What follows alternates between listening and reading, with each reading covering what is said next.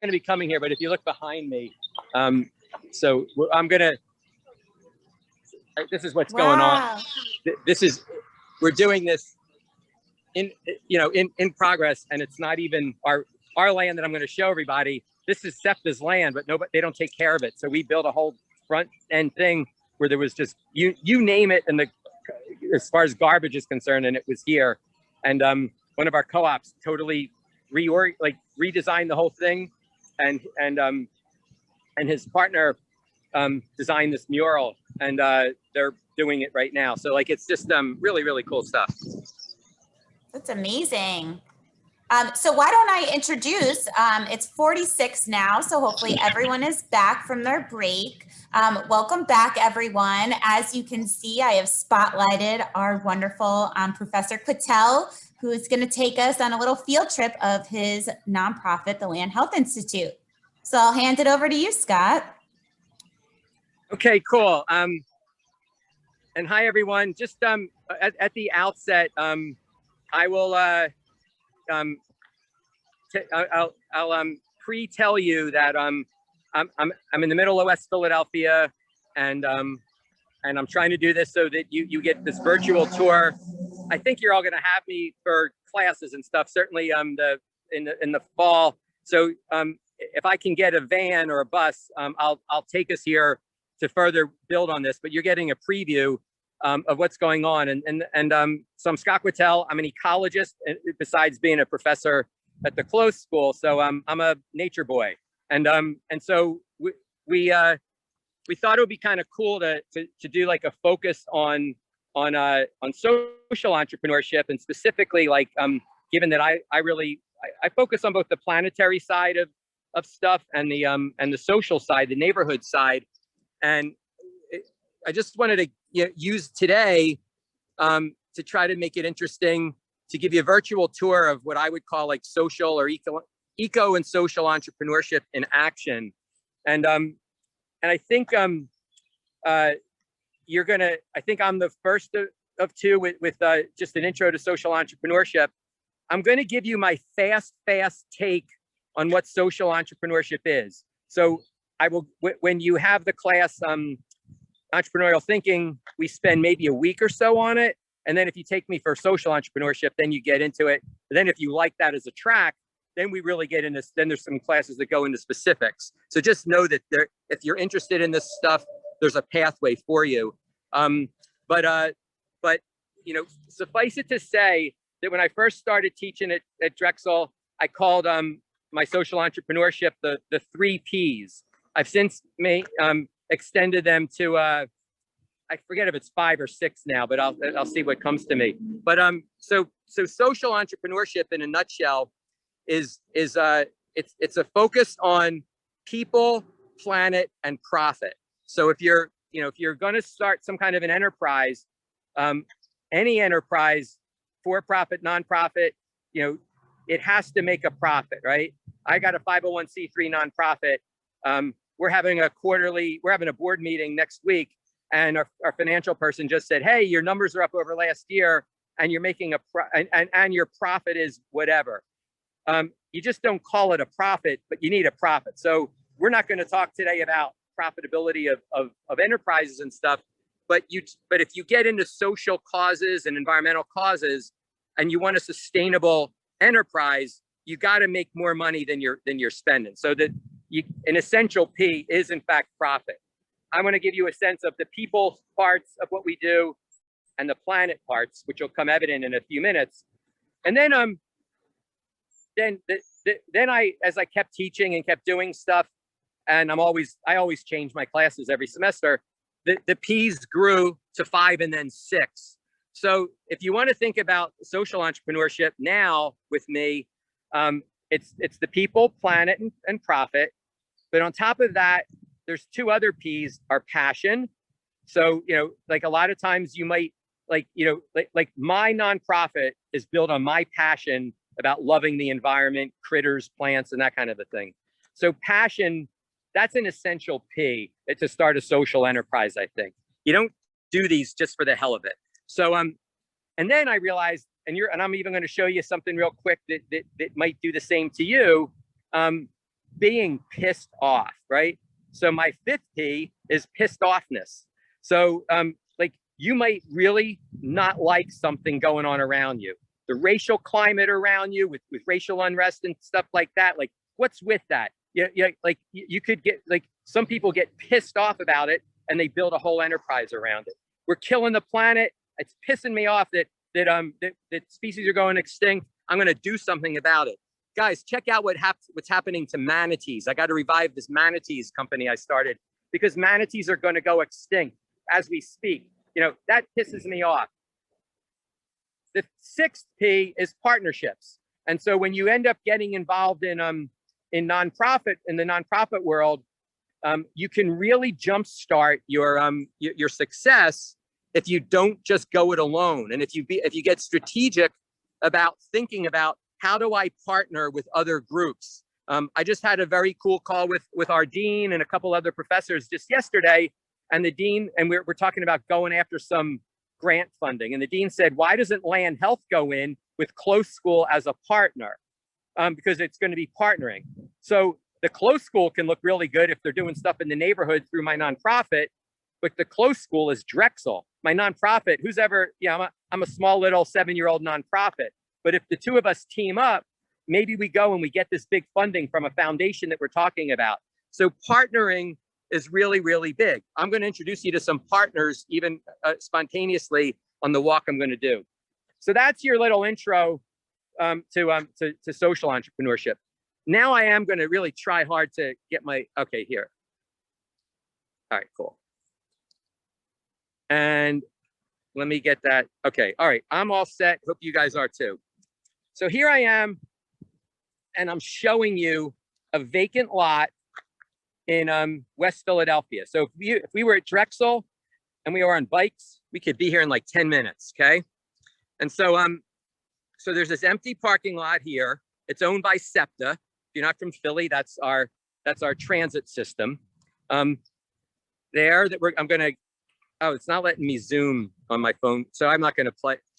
When I run my thing, sometimes I can zoom in. So that structure that's orangey, or looking at, that we're going to be near in a few, that's an old bathroom for bus drivers. It's been vandalized several times. You'll see what we're doing with that. So I told you that social entrepreneurship, you can weave your passion together with pissed offness. I'm not going to be able to zoom for you, and I'm not going to take the time to walk this. If I had you in a class, I would. This is 49th Street in West Philadelphia. Here comes a truck, which is a small truck compared to what usually comes down here. See that? I'm making you watch a truck go by. This is the backyard of some row homes in West Philadelphia on Parkside Avenue. Across the way, there's more homes. Here comes another truck. So look down the street, and hopefully it shows up well on your screen. I call the thing at the end of the street the big yellow middle finger in the sky. So think about this. In the year 2020, what happened in the year 2020, right? Can you, like, your list goes on and on, right? George Floyd, COVID, in Philadelphia, 52nd Street gets tear gassed, on and on and on and on. What a crazy, horrible year in so many ways. What does the city allow to happen? They allow, in the year 2020, when all that's going on and they know it, they allow a concrete facility to go up in a neighborhood, okay? So right now, the feel of the street might not feel like you're in a neighborhood, but I am 2.5 blocks away from the most historic, largest, predominantly Black-owned commercial corridor, probably in the United States, the 52nd Street Business Corridor, right? I'm on 49th. And so, so there's an important business district that's a couple blocks from here, and a lot of housing very close to here. Oh, good. So I'm finally getting the truck that I want you to see. It's going to turn down. You'll see what comes out of the middle finger. These big yellow trucks that have fresh cement in them. And so if you're a white middle class or wealthy neighborhood in Philadelphia, do you think that the city would ever think about allowing a concrete facility to go up in your neighborhood? You don't have to answer that question because you know the answer. So in the year 2020, this is called Sylvie Concrete. And look at this truck coming down. Hundreds of these come back and forth. This guy doesn't realize he's on film. He should wave. Look at that. Right, what did they say on the thing? There's some kind of like play on words with concrete. So anyway, that's what's going on right around where I am. And so, oh good, so you're gonna get to see it, and we're gonna, if you don't believe me that this is an ongoing thing throughout the day, there's Parkside Avenue, and guess what's coming?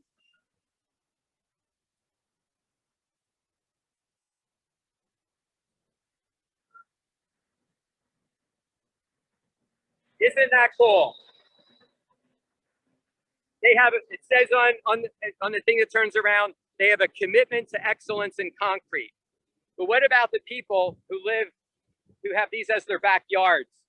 Do their foundations in their 100-year-old homes not shake? So again, as if I planned this, here's another one. I have to cross the street, but I gotta let another big yellow thing go back to its mother middle finger. All right. Believe it or not, it said something about green initiative on that truck. Green my you know what, right? So so what is a social entrepreneur who cares about the well-being of neighborhoods? By the way, I was born about a mile from where we are. So I'm a West Philly guy. This is near, my dad grew up right around here, and so did I, about a mile away. So I got some connection to this area, even though I don't live here anymore. So I have a nonprofit. It's called the Land Health Institute. If you're interested, it's landhealthinstitute.org. And in earnest, I started it in 2014. And we do all kinds of education and around the environment. We use Philadelphia as our classroom and our backdrop. So we do stuff in all sections of Philadelphia and many neighborhoods. If you're new to Drexel and you're new to Philadelphia, I'm going to tell you up front, don't just stay in your classrooms. Learn about the city that you're going to be in, and don't just stay in University City and Center City. That's not Philadelphia. It's a little component of it. So I'm going to come back to this because I don't want to miss what's going on. But just know that I'm going to give you some details here, and you'll see some people learning and stuff. But this is, we put in about 5 years ago, it was a $50,000 investment, which our nonprofit didn't have, so I did it anyway. And we built 2 greenhouses. This is vacant land that we leased from the Industrial Development Corp. Right now, we are the last couple of acres left in this whole area, and they let all the rest of it go to like that concrete facility kind of stuff. You can't see it, but maybe you can. If you can see in the background, you see tall buildings of Philadelphia. That's Center City. I'll give you a better view when we come back. Julia can remind me if I forget. There's a building that's in West Philly that's right on Drexel's campus to the right of my screen. One of the reasons why that's in a haze, guess why? California and Oregon are on fire, and British Columbia. We are getting, I'm looking up, that haze in the sky, it ain't Philly haze or smog. It's residue smoke from the fires 3,000 miles away. So ecosystem thinking is a big part of entrepreneurship. It's also a big part of understanding the world around us. So I'm going to come back to that because I don't want to miss the cool thing that's going on. So I'm going to show you what guerrilla gardening or breaking the law in a friendly fashion is all about. So I'm walking off of the property that we have a lease on onto a property that I would love to get my hands on, but the city owns. So this parking lot, and by the way, you name it, it's on the ground. Somebody's waste from last night. I just walked over a condom and a condom wrapper. That's what's here. It gets dumped all around here. We have to call the city and get it removed. That's just a regularity in the city. But let me show you that we got a little pissed off about how unkept it was at the end of this parking lot, and we were the only ones taking care of it. And so you guys, some of you or all of you might say one of the main reasons you're coming to Drexel is because of the co-op program. So I'm going to introduce you to a co-op who who spearheaded a whole thing where the end here was all trash, and he designed out a garden on Parkside Avenue. He built out of pallets, but I'm going to just show you quickly this bench, but I'm going to walk in on him and his partner who are doing this amazing thing.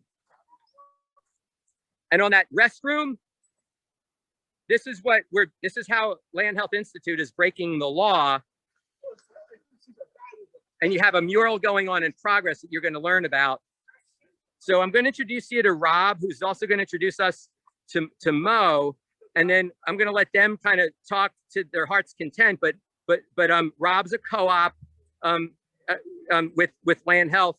But that said, I want him to kind of talk about the story here. A lot of this vision is his, and so again, this is practicing eco and social entrepreneurship. So go ahead, Rob. Yeah, so I'm Rob. Nice to meet you guys. Can't really see you, but you can see me. I am a Drexel student. I'm coming into my senior year, and I work with Scott at Land Health as community partnership manager. And that's kind of what I'm doing right now is, fostering a partnership and relationship community for Land Health. And that kind of came in the form of doing a garden. This is right on the corner of our nursery. It's been here for a while. It used to be the bus turnaround for SEPTA. And that got abandoned, I don't know, say 10 plus years ago or something like that. And since then, it's just been covered in gravel, filled with trash. There's a lot of short dumping in this area. And then there's also a methadone clinic right down the street. So there's also like hypodermic needles from drug use. So it was a very not good area. There's also the charter school. I think Scott mentioned that earlier. And kids pass through this area all the time. So it's generally not very safe, clean, and kind of an eyesore. And it was just accumulating trash, and it had been neglected for a while. This wall had been painted over and graffitied over hundreds of times, I'd say. So in an effort to just, put some good faith back into this community and take an area that's been neglected for so long, we decided to do a garden. Basically, everything we used is recycled material other than 1 2x4. So I got all the shipping pallets from Lowe's, designed them, broke them down into edging for the pathway. We got the mulch from a recycling center, 10 minutes down the street for basically nothing. And then all the plants we already had, they're all native species plants that, some of them are perennials that are going to be flowering. So we have like black-eyed Susans and New England asters. And then we have 2 mountain and flowering soon. And then we have a bunch of native grasses, and then all the flowering perennials are going to be parallel right up here on this wall in the nature side of Mother Nature. And yeah, so just to parallel the garden and what we're doing here, and to take advantage of this massive canvas, we decided to do a mural. We commissioned my partner Mo to do something, and it kind of evolved over time into a representation of Mother Nature and the community here and how those interact. And so on one side of it is just a Black woman from the community. Let's go closer. Let's just and Mo, I just met you today, but I hope you're cool. Do you mind being on? Oh, awesome. So you can introduce yourself too. So this is total spontaneous. These are incoming freshmen to Drexel University. They're going to be entrepreneurship students, and we're just trying to show them an example of eco and social entrepreneurship in action. So you guys are free to talk, but Rob, you can continue, but Mo, it's your inspiration that came up with this, but. Let me back up a little bit so y'all can see. So I had asked me to design a mural for this garden, and I knew this would be West Parkside area, and what we got here is unfinished right now.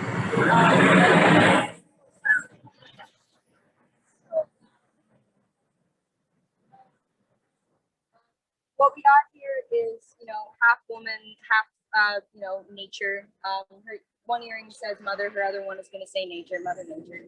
And I wanted to, specifically represent the Black community of Philadelphia, as well as, humans' connection to nature. Her entire hair and face is going to be covered in native plants to Philadelphia and Eastern America. And we've been working hard on it, and I hope that it brings some joy to not only the people that hang out by the bus station in the park, but whoever walks by. Very cool. And then, as I said to you guys earlier on, we're taking a risk here because this is not our property. Somebody could come and graffiti this overnight. The city could wipe it down. You know, our thought is do something what we think is nice and then ask for permission later. Because when you go and ask for permission as a nonprofit, you usually told no. And so keep an eye on these flowers because they're going to mean something to you in about 5 minutes when I take you into our plant nursery. But do you want to introduce yourself? And my name is Timmy Tanzania. I'm a resident of the neighborhood. I live a few doors up the street here. And you're leading to what you are documenting with your electronic device allows me to come in with my point of view. And that is, when I saw this, 3 years ago, this was an abandoned property by Scepter. So a lot of negativity taking place in this area, from drug users to people breaking in this little building, to just pure neglect, discarding trash, all in this. So that whenever I see anyone come out here for the past 3 years, it's always done my heart glad because someone has shown an interest in this property. One, for cleaning it up when people still throw stuff out here, but two, to find art adding something to the building that the graffiti artists were just taking over. But it wasn't really artistic. It was just like, I got a can and I just want to do something. Well, to find art of this magnitude, an extraordinary piece being revealed to the public at large, it does my heart glad. So as a resident of the area, I made it a point to talk to these individuals and introduce myself. And I'm glad I did, because sometimes we in the city, in certain areas, we tend to exist in our own little world without interacting. And I'm an artist and a musician myself. So I majored in art and minored in music at New Mexico Highlands University in the 70s. Many times what we do, we tend to cast it aside. I used to be into that, I'm not into that no more. But I've come to believe, particularly in these hard times, in these challenging times, in these crazy times, I've come to believe that art and music helps us heal, all of us as humans, certainly within certain communities that are neglected. On one hand, you have the park over there, and the park provides so much of nature that it's essential that we have access to a park. But there are many people who live in the area that are not even considering the importance of nature, let alone, the park and all that. So there's been a lot of trash discarded in the park, in this area of beauty, nature. So my joy of coming out here one day and seeing art started here, I couldn't wait to talk to these people out there. Timmy's been hanging out with us. oh, very cool. It's been awesome. So I also wanted to just pick up and then I gotta add one more thing. Oh, go ahead, Timmy, go ahead. Because when I came out, I had my own idea because I'm an artist and musician. And I said, let me play something for these artists out here. So I brought my melodica. I said, cool. I introduced myself. I sat over here. I asked first. He said, sure, you can sit there. And I sat there and I played something. And then I asked him after last minute, well, how did you like that? He said he liked it. So the next day I came with the intention of bringing my melodica out again to play for them, but I lost it. Oh. I don't know where it is, how I lost it, but I didn't get despondent. I started to. I said, you know what, I'll just bring my guitar and a little toy amp, a battery operated amp. And I sat it over there. He took a picture of me sitting next to her art, playing my guitar. So I share that story, and thank you for being patient and letting me get that out, because it's a magnificent experience all the way around. So I can't thank you enough, Timmy, for, I mean, I didn't know you'd, by the way, I didn't know Mo was going to be here. I dragged this guy out because I said, I'm going to be here with Drexel students. They'd rather hear you than me, but I'm so thrilled that you're here. It ties right into the rest of the stuff. I'm going to walk them into our nursery, but it ties totally into what social entrepreneurship is all about. And you touched on things, just so you know, it's going to live. I'm going to keep walking and talking, but what you mentioned in the park and stuff. So thank you for even giving me some of that extra food for thought. The other thing I got to add to that is you're utilizing the state-of-the-art technology to even conduct a class, which I think is fantastic. Thanks. Got to do what you can in the Zoom world, but thank you. Well, for the world too. Yeah. Peace. So I'm going to just, guys, thanks a ton. I'm just going to be, if you think of anything else, run over and get me. I'm going to be at the nursery. Hi, So, so what you guys all just saw, the only part of that I planned was I asked Rob, because he's my co-op / employee, so I can make him be here. Look at the size of this truck. It's like a double one. God knows what they're building with that. But Timmy touched on something that we won't have time to do today, but you're going to meet a small group of students who are learning stuff about native plants, many of which are featured in the hair of the face on the mural that you'll see very soon. But across the way, he pointed out the park, and another big problem with our planet is people's disconnect.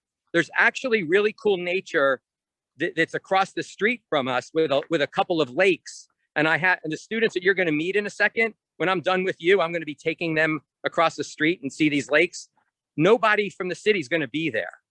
Like people, there are resources around, and for either fear or ignorance or just lack of awareness, people don't go and use them. And so that disconnect between people and the planet, if you want to know, like, why is there global warming? Why is there habitat destruction?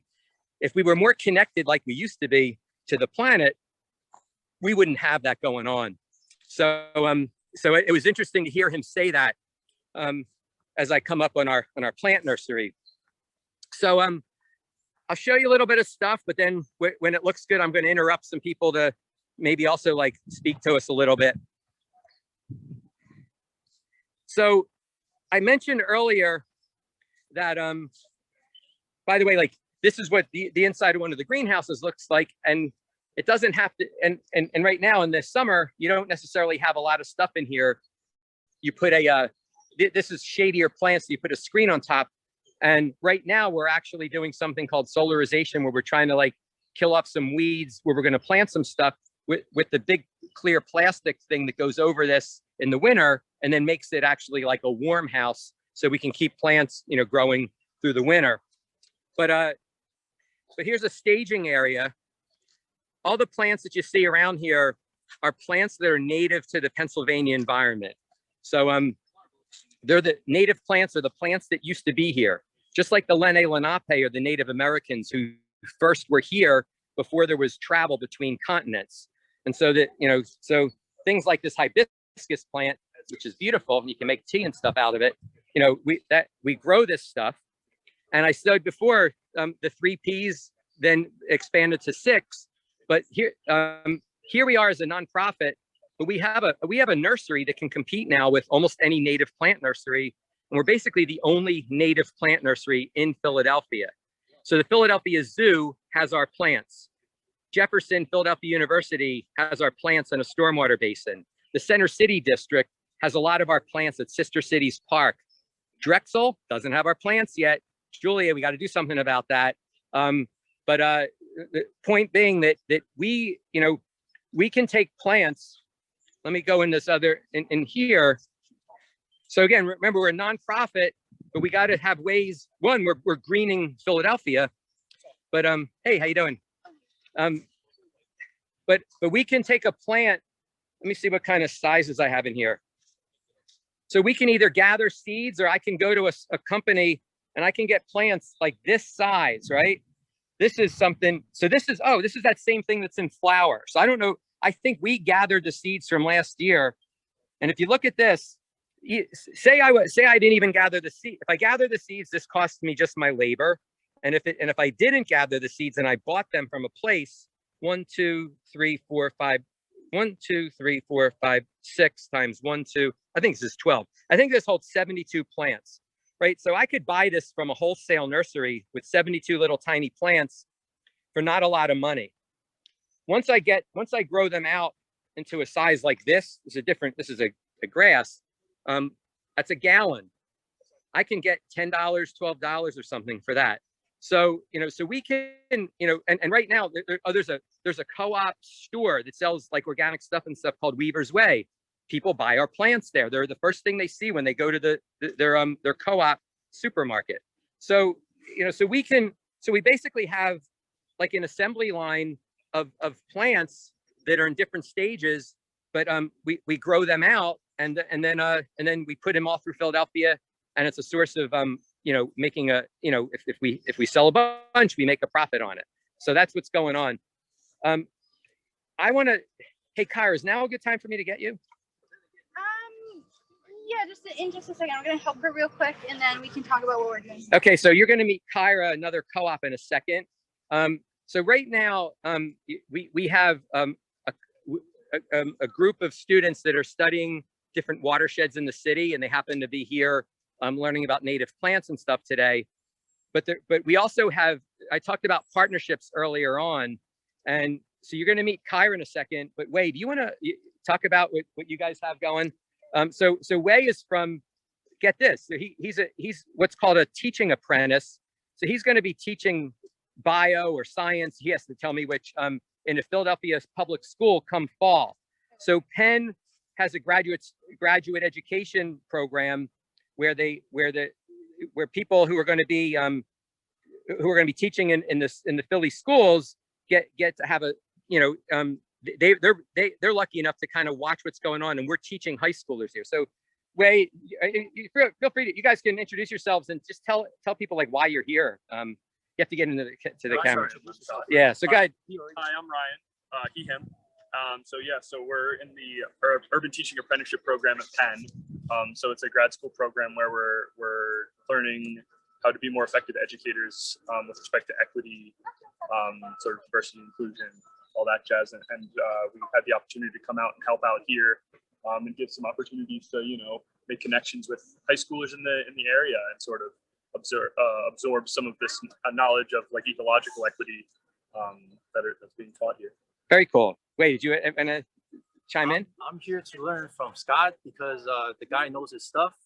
I used to do gardening stuff because, well, it's kind of fun in a way. Like I used to think it's boring, but it's kind of fun. You learn a lot of stuff about the plants, how to tend your own gardens or community gardens. And then there's just so much stuff, like you could grow your own fruits and vegetables, learn to build like, the benches, the seats that they build out of those, what's that called? Pallets, yeah. Or even like, build like these greenhouses or to kill plants with those tarps. And then afterwards, of course, you could grow whatever you want, legal or illegal, just so much stuff to learn. Like this guy is like, doing it on the ground. He knows pretty much every aspect of what you need to do, especially with like getting the land to do it with. I mean, Philly has like so much crappy land. No offense, I've been walking around Philly. It's like so much land that's not being used, and he's showing us how to like make these land better and just more fun. Yeah. So thanks a lot for the comments. Much appreciated. Here's another view. West Philly's blocked out. We also have horses in the background that are grazing on the little bit of land next to us. Watch the movie Concrete Cowboy. These horses were not in that movie, but that was filmed not too far from here in the Strawberry Mansion section of Philadelphia. Horses figure into it in a big way, but the city's right in our backyard. Doesn't this make you want to come out here, start a big bonfire, get Timmy, because it sounds like he plays music, and I'm sure some of you guys play music, and we do some kind of impromptu concert here. So here we are in the middle of West Philadelphia. No one even knows we're here, and yet Center City and West Philly are off in the hazy background there. Let me see if I can butt in on a little bit of what's going on. And Scott, just wanted to let you know, we got about 10 minutes left. Oh, good. That's plenty. We're good. We're just we're gonna do this, and then and if any, by the way, Julie, if anyone had any questions or comments, I know there's some stuff going on in the chat, but I'm not tuned in enough to see that. But you could always yell it out. I don't mind being interrupted. But oh yeah, Scott, the comments are all, everyone is saying how beautiful the mural it is. Gorgeous. I love this. What a beautiful story. Beautiful. Yes, I can't wait to go. So all good comments. Yeah, very cool. Thank you. So here we got kids from high schools in Philadelphia learning about different aspects of the plants that we're growing. But other than today, they're gonna, like, last week we had these people. Where'd you guys go last week? Not Top Street was 2 weeks ago. Where would you? Oh, at John Hines Wildlife Refuge, which is an awesome spot. let me, Sophia, I know you're gonna, I know you probably love the camera. I'm saying that as a compliment. Tell us what happened at what you did for people at Cobb's Creek in the creek. Oh yeah. This is Sophia from Kappa, Kappa, right? Yes. So back when we were at Cobb's Creek, the first session where we broke out into our separate watershed groups, we were exploring in the creek because we had a little bit of extra time. And then I found a water snake on the other side and I brought it back for everybody to see. It was like this long, but he was not happy about it. So she let it bite. The thing kept biting her hand and she's used to it. She's kind of like, when I looked at it, I was like, oh my God, that's me as a youngster. So, because I know the feeling of being bitten by a non-poisonous snake. So very cool. Kyra or Brielle, I need you guys at least talk for a second. Kyra is another Drexel co-op, so I'm going to ask her to just kind of give her take on things. And then how cool is this? Like, so not only do we have Penn here, but we have Salisbury, another school with a senior from there, who will talk to you for a second too. So when you talk about, again, that the partnership part of nonprofits, we got about, a half dozen high schools here. You saw what was going out at the front of our parking lot area. It's not just about Drexel. It's not just about land health. It's about like all of us. And Timmy kind of said it the right way.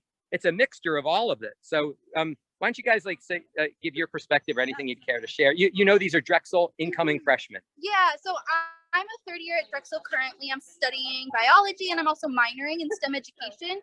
So right now I'm on co-op, which if any of you are doing co-op, you could be doing something similar to me in just a couple of years.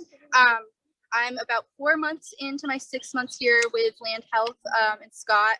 I'm the Education and Engagement Associate, so I do a lot of student programming, which is what we're doing today. We've got high school students here with us for the summer. Today we're talking about native plants, which is what we grow here at the plant nursery. And we're talking specifically today about plant identification skills. I don't know if you want me to talk more specifically about anything in particular, but. No, I'm going to have Brielle introduce herself. And by the way, if anyone does have a question, I didn't think for you to do this with Rob, but I happen to be someone who's a teacher and I have a nonprofit, and we always have about 6 co-op students that in various, like we have someone who handles marketing and sales. We have someone who does like digital media. So we believe we really practice the Drexel credo of of experiential, because you come here and you actually do the stuff. But Brielle found us through some way. Actually, I think from Barry. I think Barry Litsky. It was so again, Barry Litsky, who you probably are meeting later today, another professor, said, "Hey, I got this qualified person looking for an opportunity," and along came Brielle, who can introduce herself. Yeah, Barry was a colleague of my dean at my business school. So I'm not a Drexel student. I go to Salisbury University. That's on the Lower Eastern Shore of Maryland, near Assateague and Ocean City. So that's really fun. And so I'm excited to be home. I'm from media, Delaware County. So I'm excited to kind of switch. I've been studying the ecology of the Lower Eastern Shore for the past 4 years. So now I'm back home. I'm double majoring in marketing and environmental studies. So I started out just as a marketing major, but then I realized I wanted to market for something I was passionate about. So with Land Health, I'm helping like capture content, create videos, make a marketing campaign to recruit new members.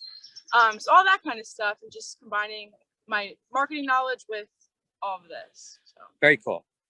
So and by the way, everyone, thanks for letting me just like interrupt journaling or whatever. Kyra, as the coordinator of this. By the way, guys, this is entrepreneurship in action, right? So Julia asked me to help out with this. At the same time, I'm a professor, but I'm also I serve one client, and that's Planet Earth. But I was like, hey, we happen to do our watershed programming on Wednesday. Why don't we do this? So then Kyra, who's still an undergrad, has been running things so I can be on camera with you, so I can do other things. So again, this is like real world stuff. I don't know if you have anything to say about co-op, or you just want to lead them with anything, but don't feel compelled, because I'm going to wrap up with them.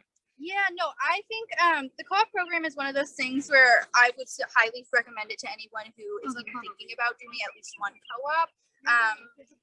First of all, it will make you more competitive once you graduate, but not even that. I think I've learned so much about myself as a person. I've learned so much about my topic area of interest in terms of studying just from my few months that I've been here. And it's a great way to network as well. I think it's an amazing opportunity. If any of you have a chance to do it, I highly recommend. I think any internship is a great opportunity, but the Drexel Co-op program is specifically meant to prepare you for the working world, and I think it's really worthwhile. Very cool. Yeah. All right. So thanks a ton. I'm leaving you guys. And let me do this. I'm going to be sweaty now. So you're going to see my sweaty face because it's hot out here. So I'm going to just kind of, if there's a couple minutes left, I can do some summarizing, but even better, if anyone has any kind of questions or comments, you know, now's a good time. Oh, actually, here's even another. See these solar panels? So a guy who graduated our department, he'd be okay with this. He built a contraption. Now I hope this works. So a guy named Aiden who just graduated, this is left over and it's not working. We captured some of his solar panels. You know, entrepreneurship is all about, it's all about invention and stuff. When he was like in his, I don't know, junior high school or middle school or something, he got a patent where he created these solar trees, and it's called biomimicry. He looked at, you know, in the distance behind me, there's a tree. Trees are entrepreneurs. You know, I teach you that in my entrepreneurial thinking class. The ultimate entrepreneur, the original one, are plants, right? They are entrepreneurial beyond anything. So trees, their branches are arranged so that they can maximize how much sun they get, so they can grow faster, right? Photosynthesis and all. So he copied that natural system and he applied it to like aligning solar panels to be able to take up less space. And he got a patent on it. He even met Obama. He won some kind of an award, but also like entrepreneurship is all about. He's now graduating. He's going to grad school and he's going to work somewhere. I owe him a job reference. Crap. Oh my God, I didn't do it. I think never mind. Sorry. See how spontaneous this is. Anyway, but anyway, he you know, so he did what a lot of entrepreneurs do. He invented something. Me and a friend of mine tried to help see if there was kind of a market for this, but he was on to the next thing. So we're still keeping his solar panels alive, but he's not interested in like monetizing, and you know, he's on to studying and doing more curiosity things. So anyway, that's Aiden's invention on our nursery. Anyway, I just ate into my last 5 minutes and left 2. I just hope you got a sense that, you know, those 6 P's I talked about, okay? You saw, obviously, we care about people, right? And you got to, and that Timmy was priceless that he happened to be there talking. You know, we're very much about, like, you don't come in as an outsider and just do. You try to get involved in the neighborhood and really like try to work with the neighborhood, not for the neighborhood, not give them what you think they need. You just kind of, it's more organic. But, you know, so there's the people part of what we're doing, the planetary part, obviously, just, you know, look all around me. You know, every day that we grow a new plant, that's carbon sequestration. Every plant that somebody plants reduces global warming. Okay, so there's planet, profit I talked about. We're selling plants. We get paid for our programming. The students that we got, you know, we're getting funded like a decent amount of money to carry that out. That's the, you know, and then obviously I founded this company on my passion. Flip side, on my pissed offness. I love the environment and I hate what we do to it. And then I couldn't be where I am today, or we couldn't, without partnerships. So that's your crash course in the execution of social and eco entrepreneurship. And Julie, I'll turn it back over to you or see if anyone has any questions, but I don't want to step into Aslam's time.